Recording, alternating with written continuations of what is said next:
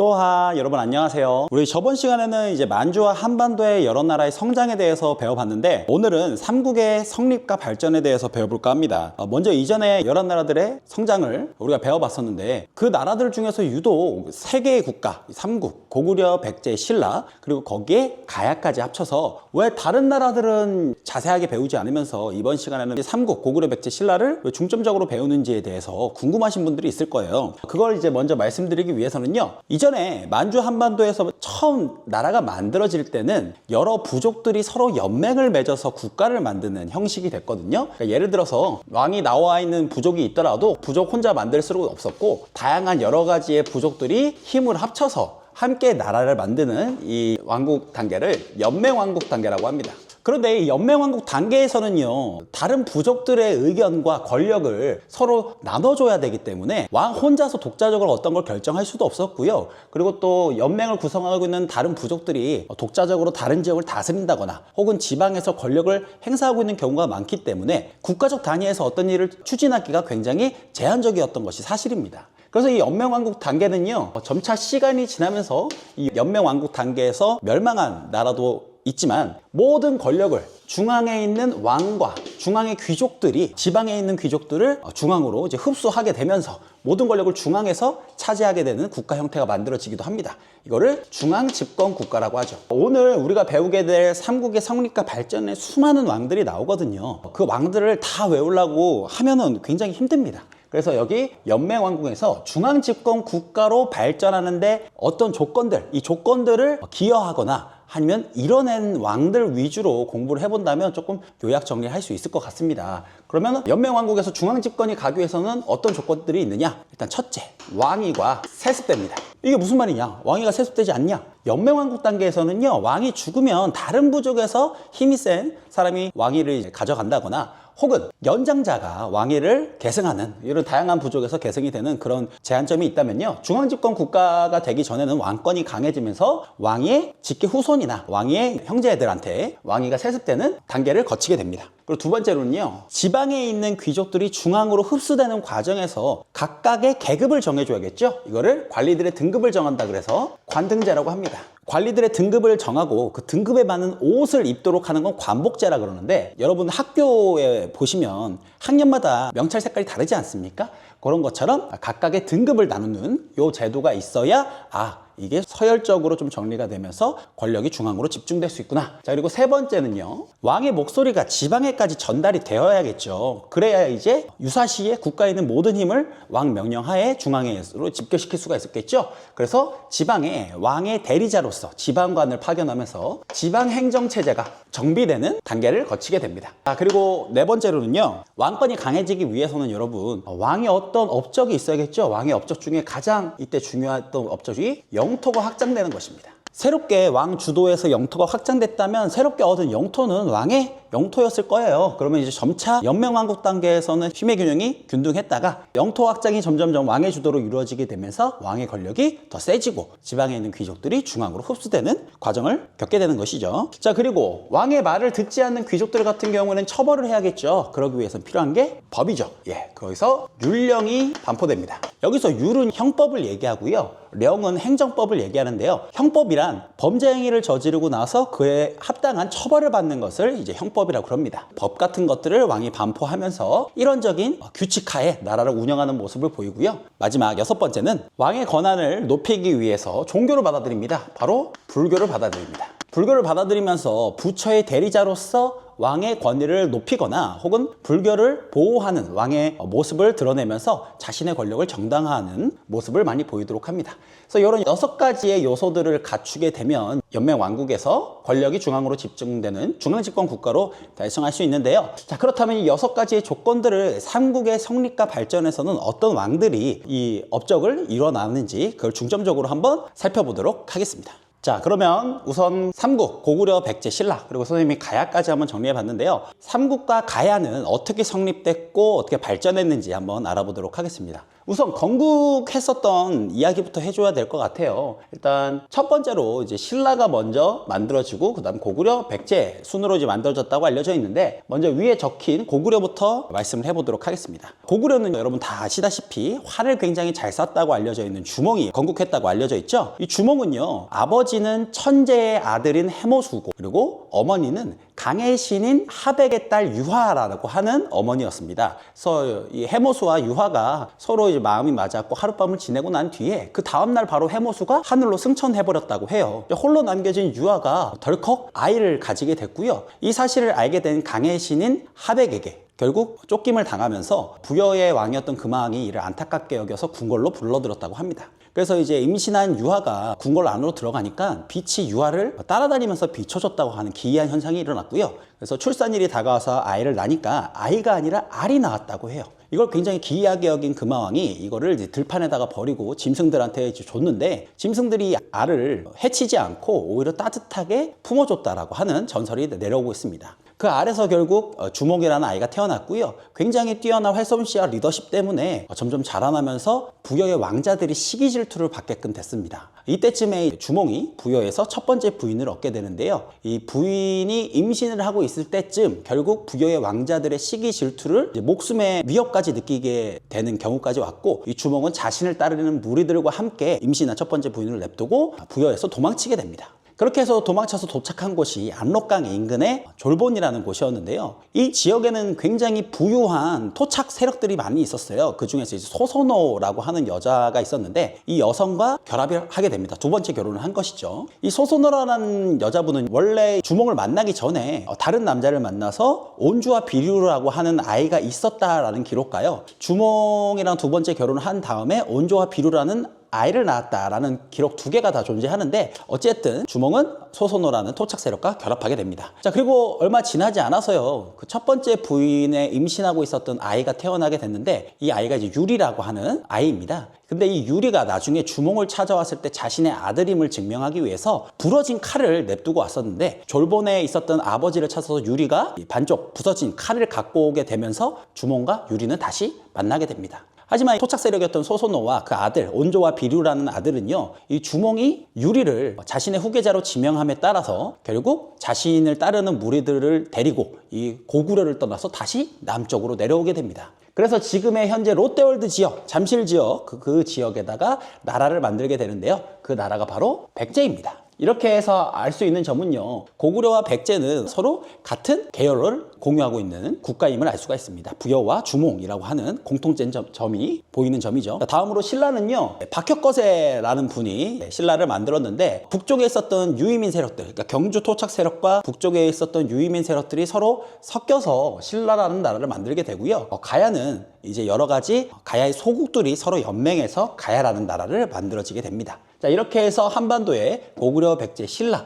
가야가 성립이 됐고요. 이제 시기별로 어떤 왕들이 있었는지 한번 알아보도록 하겠습니다. 먼저 첫 번째는 1에서 2세기경. 일단 첫 번째로 고구려에서는 태조왕이라는 왕이 있습니다. 이 태조라는 말은요, 여러분 다 아시겠지만 나라를 처음으로 만든 사람에게 붙여주는 이름이거든요. 그런데 이 태조왕은 고구려를 처음 만든 아까 주몽이 아니에요. 그럼에도 불구하고 태조라는 말을 붙인 이유는 그만큼 고구려에서 나라를 건국한 것처럼 막대한 업적들이 있었다라고 추앙돼서 이름이 붙여졌다고 합니다. 대표적인 업적으로는요, 일단 첫 번째 옥저라는 나라, 우리 저번에 여러 나라의 성장 때 배웠죠. 이 옥저라는 나라를 태조왕 때 정복하게 되고요. 그리고 요하강 동쪽이었던 요동 지역으로 진출을 시도하는 업적을 가지게 됩니다. 이렇게 고구려는 태조왕이 있고요. 자, 다음으로는 3세기 가보도록 하겠습니다. 3세기. 자, 3세기 때는 바로 백제로 가보도록 하겠습니다. 백제의 알아볼 왕은 고이왕이라고 하는 왕을 알아봐야 됩니다. 이 고이왕의 업적은요, 이때 당시에 사만이라고 불렸었던 나라 중에 가장 큰 나라였던 이 마한의 소국들을 정복하면서 영토를 크게 확장했고요. 그리고 여기에 더해서 관리들의 등급을 정하는, 우리 이전에 연맹왕국 단계에서 중앙집권 국가로 가기 위해서 필요한 거라고 했죠. 이 관등제가 고이왕 때 시작되게 됩니다. 관등제가 시작되고 나서 고유왕 때는 관리 등급에 맞는 옷 같은 것도 입어서 공복제도도 시작된 것으로 보이는데요. 이 고유왕을 외우실 때 업적들 중에서 이렇게 중앙집권 국가로 가게 되는 여러 가지 요소들을 이룬 왕이기 때문에 고유왕은 중요도가 별표 하나라고 볼 수 있고요. 이 고유왕의 업적을 외우실 때 이름이 고이지 않습니까? 여러분 고등학교 2학년이면 뭐 다닐 때죠? 학교 다닐 때죠? 학교에 다니시면 여러분 학년에 맞춘 명찰과 교복을 입잖아요. 그래서 고등학교 2학년인 왕이니까 관리들의 등급과 관리들의 공복을 정했겠구나 라고 생각하면서 고유왕의 간등제와 마한소국을 정복했다는 것을 알아두셨으면 좋겠습니다. 자, 다음 이제 3세기 때 신라 같은 경우는요. 이 신라는 아까 말했다시피 박혁거세의 박씨, 석탈해의 석씨, 김할지의 김씨, 요 세 성씨가요. 교대로 이사금이라고 하는 왕위에 즉위하고 있었습니다. 이사금이라는 뜻은요, 연장자라고 하는 의미인데요. 이걸 보면서 알 수 있듯이 신라는 아직까지는 그렇게 왕권이 강하지 못한 모습을 보여주고 있다라고 이해하시면 될 것 같습니다. 자, 다음으로 가야는요. 가야는 6개의 가야가 서로 연합해서 만들어진 나라였는데 그 중에서 리더가 금강가야라고 하는 친구였어요. 이 금강가야를 중심으로 가야의 6개의 소국들이 모여서 연맹체를 만들었는데 이 금강가야가 이끌고 있는 이때 당시의 가야 연맹을 전기가야 연맹이라고 합니다. 그래서 금강가야는 초반에 이제 전기가야 연맹을 이끌고 있었다라고 알아두시면 됐고요. 자, 3세기가 벌써 끝났어요, 여러분. 300년에 걸친 역사가 이렇게 빨리 끝났네요. 자, 다음 4세기로 한번 가보도록 하겠습니다. 4세기 때는 참 많은 일들이 일어나는데요. 먼저 고구려에서는 미천왕이라는 왕을 알아둬야 됩니다. 이 미천왕은 예전에 그 고조선을 멸망시키고 한나라가 설치했던 한사군 중에 낙랑군, 대방군 같은 여러 가지 한나라가 설치한 군현들 있지 않습니까? 근데 이 미천왕 때는 드디어 낙랑군을 전복해서 한반도 내에 한나라가 세운 군현들을 완전히 촉출하는 업적을 세웠습니다. 굉장히 의미가 있죠. 자, 그리고 나서 얼마 지나지 않아서 고구려의 새로운 왕, 고국원왕이 등장하게 됩니다. 예, 고국원왕 때는요, 고구려에 굉장히 안 좋은 일이 일어나게 되는데요. 그 일은 백제에 있었던 왕 때문이었습니다. 당시 백제 왕은요, 삼국 중에 가장 먼저 전성기를 이룩했었던 왕, 바로 근초고 왕이었습니다. 근초고 왕은 이제 백제의 전성기를 삼국 중에 제일 먼저 이끌었던 근초고 왕입니다. 이 근초고 왕은요, 이전에 이제 사만 중에 가장 큰 연맹체였던 마한을 대부분 정복했고요. 가야와 우호 관계를 맺고 중국 동진과 외화 해상 교역을 굉장히 활발하게 했었던 때가 바로 이 근초고 왕 때입니다. 또한 이때 고구려를 공격해서 황해도 일대를 차지하기도 하는데요. 이 과정 중에서 고국원왕이 다스리던 고구려를 공격하게 됐고 여기서 평양성에서 전투가 벌어집니다. 이 전투에서 고국원왕이 근초고왕의 백제군을 상대로 싸우다가 결국 전사하는 일이 일어나요. 그래서 고국원왕을 외우실 때는요, 고국에서 원통하게 죽은 왕이라고 외우시면 이 왕의 업적을 이해하기가 굉장히 좋을 것 같네요. 이렇게 근초고왕은 백제의 전성기를 이끌었던 대단한 왕이라고 알 수 있습니다. 그래서 이 중요도는 별표 3개, 전성기를 이끈 왕이라서 3개를 드리도록 할게요. 이렇게 고구려 왕이 백제 근초고왕에게 전사되고 난 뒤는 이 위기의 고구려를 극복하기 위해서 여러 가지 노력들이 이루어지는데요. 이때 그런 노력을 했었던 왕이 소수리망이라고 하는 왕이 등장합니다. 일단 업적을 보면 떨어진 왕권을 올리기 위해서 종교, 불교를 받아들이고요. 그리고 왕의 권한을 높여주는 법, 규칙, 일원적인 통치를 위한 율령을 반포합니다. 그리고 인재를 양성하기 위해서 태학을 설치하게 되는데요. 이런 과정을 통해서 위기였던 고구려를 다시 한번 일으켜 세우는 데 성공하고요. 그리고 소수림왕 이후 때 고구려에 다시 한번 부흥기를 이끌게 할 수 있는 토대를 마련한 왕이라고 할 수 있겠습니다.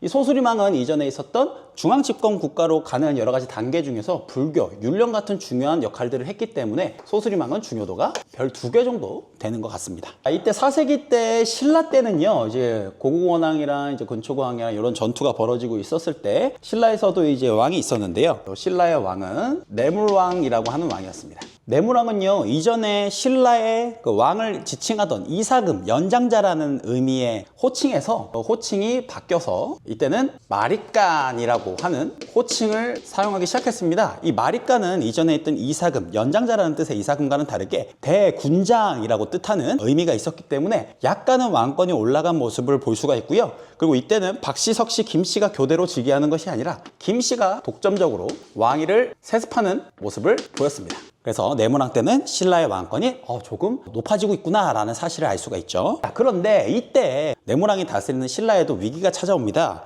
바로 이 가야군과 백제 근초고왕의 백제군, 그리고 바다 건너 살고 있는 외나라가 신라를 향해서 한꺼번에 연합군을 편성해가지고 공격을 한 적이 있었습니다. 그래서 백제, 가야, 외가 힘을 합쳐서 신라를 치니까 굉장히 큰 위기를 맞이하게 됩니다. 이에 신라는요, 당시 이 백제, 가야, 외 군을 막기 위해서 고구려에게 지원을 요청하게 되는데요. 이때 당시에 고구려의 왕이 바로 소수리망의 여러 가지 개혁 정치에 힘입어 정복 활동에 몰두할 수 있었던 광개토 대왕이었습니다. 광개토 대왕은 후연이라는 나라를 격파해서 요동 지역을 확보하고요, 거란과 동부여 등을 정복해서 영토를 크게 확장시켰습니다. 또한 백제를 공격해서 한강 이북의 땅까지 빼앗을 정도로 고구려는 굉장히 강성했는데요. 이때 황제들만 할 수 있는 것들 중에서 시간에 이름을 붙이는 것, 연도에 이름을 붙이는 연호라는 것이 있어요. 그래서 이때 고구려 광개토 대왕은 중국과 대등한 나라임을 보여주기 위해서 연호를 사용하는데, 이때 사용했던 연호가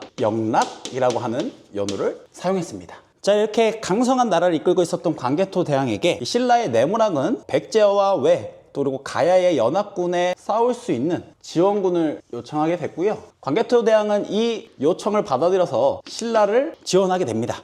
이때 당시 기록으로는 5만 명에 달하는 고구려 병사들을 보내서 백제, 가야, 외의 연합군들을 격퇴했다고 알려지는데요. 이때 고구려의 군대가 이 연합군들을 격파했고요. 심지어는 가야의 종발성까지 따라 들어가서 이때 당시에 가야 연맹의 수장이었던 금강가야를 막대한 피해를 입힐 정도로 공격을 진행했다고 합니다. 이렇게 광개토 대왕의 도움으로 네모랑의 신라는 살아날 수 있었고요. 이때 가야는 금강가야의 육가야가 이끄는 금강가야는 쇠락하고 되고요. 금강가야 이후에 다른 가야가 이 가야 연맹을 이끌게 됩니다. 이때 금강가야가 이끌고 있었던 정기가야 연맹에서 좀 특이한 점들이 있었는데, 가야에서는요, 특이한 것이 아주 철 매장량이 많이 나와서 당시 낙랑이라든가 대방이라든가 외라든가 다양한 나라들에게 이제 철을 수출하는 것이 굉장히 특징이었습니다. 또한 철이 많이 나다 보니까 당시 덩이쇠라 그래서 철로 만들어진 어떤 덩이쇠를 가지고 이거를 화폐로 사용할 정도로 가야는 이런 철들이 아주 매장량이 많았다라는 점 알아두면 좋을 것 같습니다. 자, 금강가야가 광개토 대왕의 공격을 받아서 쇠약해진 다음에 이 맹주의 자리를 금강가야 대신 차지한 가야의 소국이 있었습니다. 그 나라는 대가야라고 부르고요.